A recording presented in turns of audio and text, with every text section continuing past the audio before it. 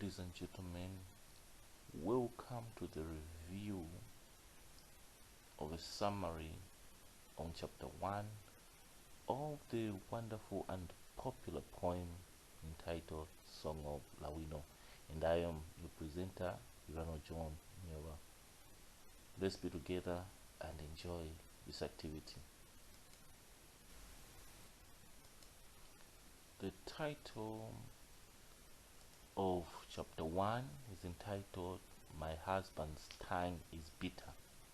So in this chapter, Lawino fiercely complains against her husband, Ocho, who despises her and treats her with spite.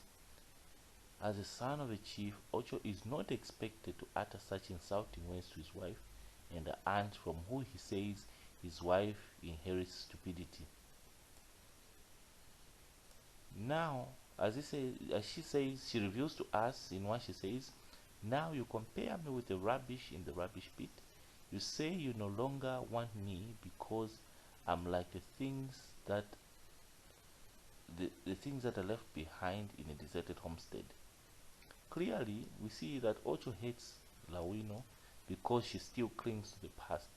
Now, as we go through analyzing chapter 1, we realize that a man has changed. He has moved away from what used to hold his marriage together, and he feels like his wife is a letdown and that no longer suits him. What is the reason? As we continue, we shall see. Analyzing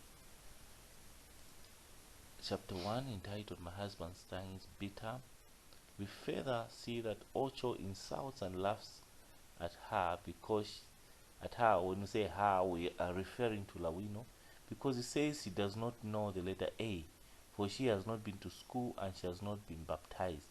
He compares her to a puppy.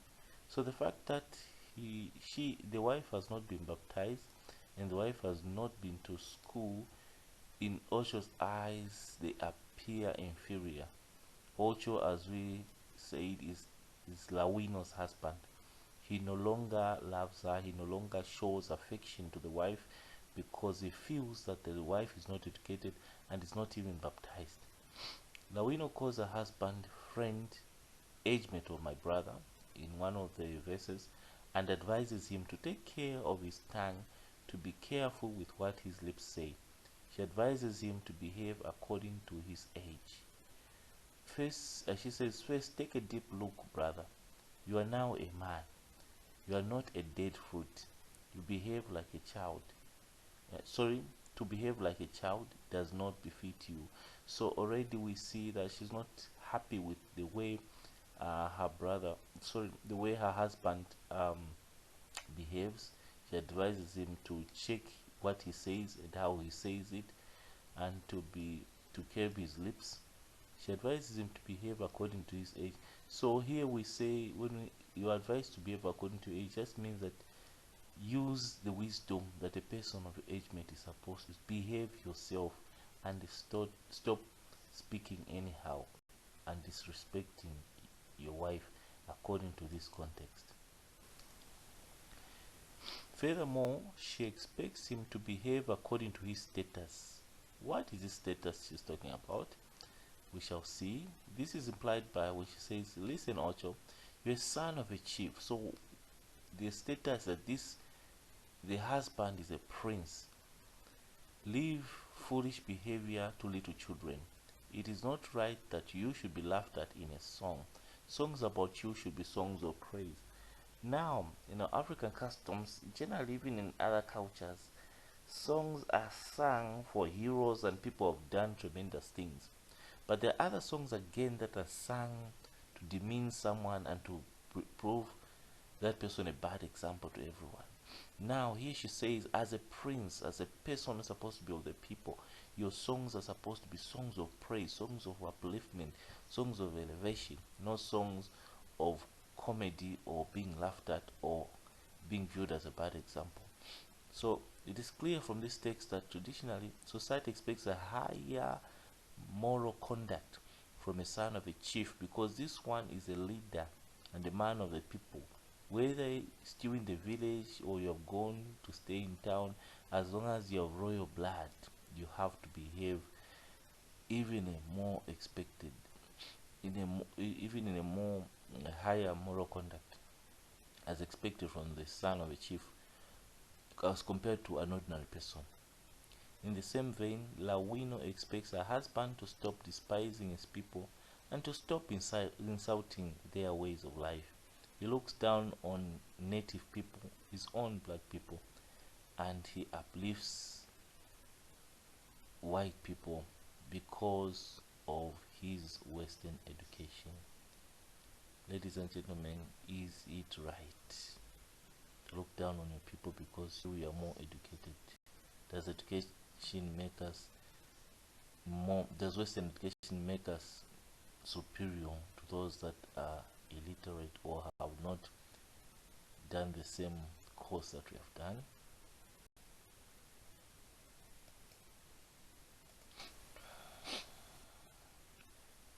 Lawino cries to her kinsmen, relatives, that the insults from her husband's mouth have become too much to bear, as he now includes them in the insult. This them is the same kinsman here. Ocho insults his wife and includes all her relatives. He bunches them in these insults, and instead of just sort of talk to his wife, he insults her and includes her relatives. Ocho abuses Lawino together with her parents, the in-laws, you can imagine. He says terrible things about her mother. Where a man begins to insult the parents and especially the mother, know that there's wisdom lacking in that man. He abuses her in English, and he is so arrogant. An arrogant person is one you cannot tell anything, you cannot teach anything, you cannot correct. They feel like what they say is what is right. Such people end up perishing badly. He calls her rubbish and says that she is primitive because she cannot play the guitar. So according to our lent man here, lent I mean it in the very opposite. Our lent man here says Grace playing a guitar as a standard to a higher life, a modern life. So if you cannot play a guitar by the standard that this man has laid, then you are not a person who's worthy to be looked at. And calling your wife rubbish is utterly a very strange thing. So Ocho says her eyes are dead and she cannot read. Her ears are blocked and she cannot hear a single foreign word. He says she is silly like the Oju insects that sit on beer pot. So we'll encounter other words like Oju here. This is an actual word, it's not an English word. I'll try to highlight as many as we go on. So now Ocho begins to say his wife cannot read and that her ears are blocked. Now he's wrong here to say she cannot hear a foreign word. Every sound that is made, as long as the person is not deaf, will hear that sound. But indeed she does not understand the foreign words because obviously she has not gone outside the country to go and learn these foreign words. So sir, what do you expect from your wife? Ocho says Lawino's mother is a witch, adding that her clansmen are fools because they eat rats. Now here's a strange, all these years your mother-in-law, as you were married to this woman, your mother-in-law was good, but the moment you got educated and knew some things that concerned the outside world, your mother-in-law becomes a witch. What a strange situation. Where he says Lawino tells us from what Osho says, she says we are all kephas. Kephas in the modern language may be a word that is used against black people, especially in South Africa. But the origin of this word is in Arabic. It just means those people that have not been converted to Arabic, to Islam. We do not know the ways of God. We sit in deep darkness and do not know the gospel. According to Ocho, Lawino's mother hides her charms in a necklace, and they are all sorcerers.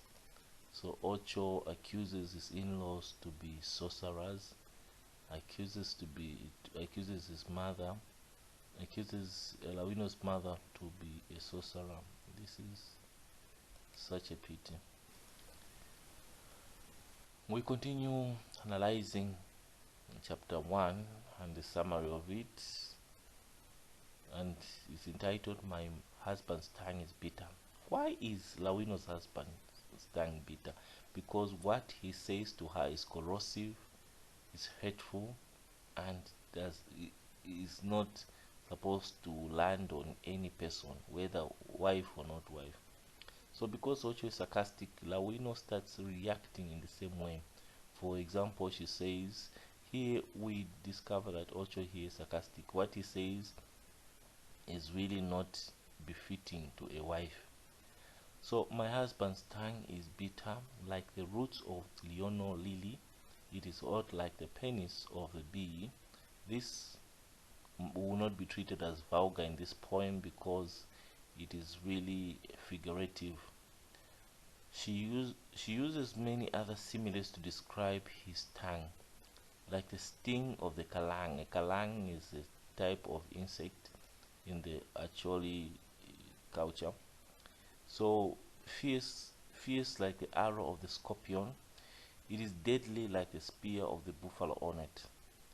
It is ferocious like the poison of a barren woman, and corrosive like the juice of the gourd. Lawino is a bit biased against barren women, as she says it is ferocious like the poison of a barren woman. Is it that women who are barren have strange behaviors and hot tempers? That is very best. So we're going to view some of these biased terms she brings out, just because she wants you to feel what she's feeling.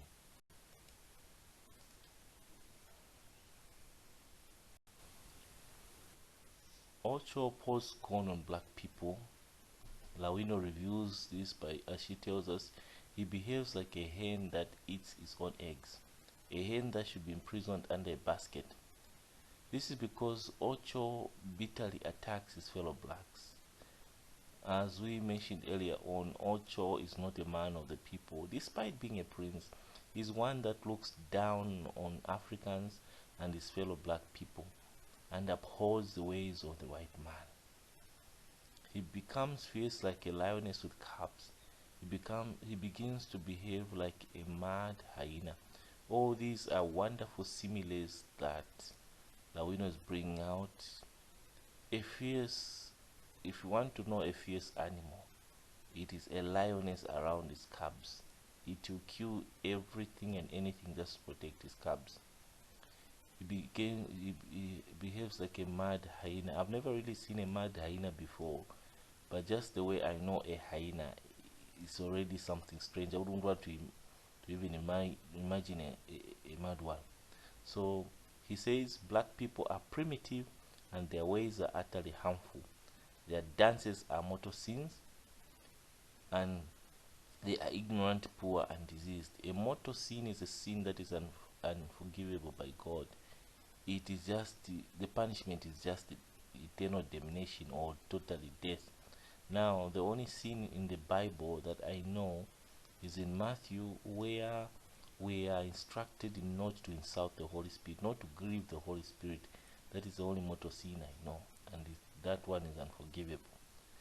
So I don't know how people's dances can equate or can be equal to, can become a mortal sin. That is very strange. So is it true that all black people are ignorant? I don't know. Is it true that all black people are poor? I don't know. Is it true that all black people are diseased? I don't know. This is a black man speaking, and this is a racist way of looking at your own race.